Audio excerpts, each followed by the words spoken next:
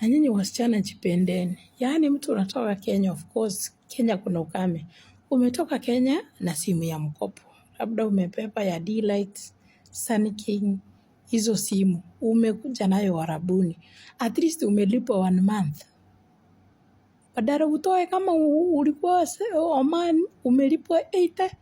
Si utoe 30 bob, 30 riali ununue simu, 50 utumie watoto nyumbani.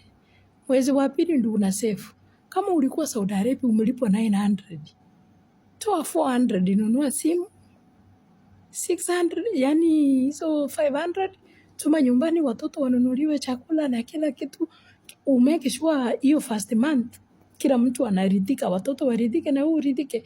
Lakini unapata mwanamke ako Gulf analipwa every month, anatumana pesa zote nyumbani. Yeye mwenyewe anatumia simu ya mkopo.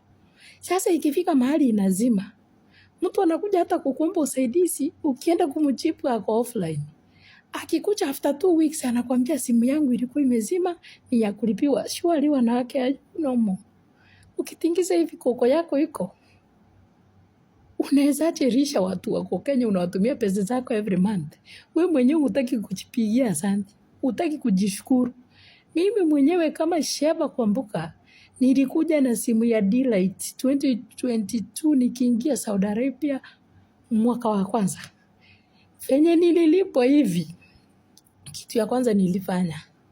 Nilitoa 400 nikanunua STE. Hiyo ndio simu cheap nilinunua huko Saudi Arabia. Alafu zingine nikatuma nyumbani nikasema watoto wangu wasifanyiwe shopping, chakula kinunuliwe kila kitu. Washerekee hizo pesa 500 sawa Saudi. Alafu mwezi wa pili ndio nilianza mambo na kusave na kununua vitu kama za nyumba nini. Hivyo ndio nilianza.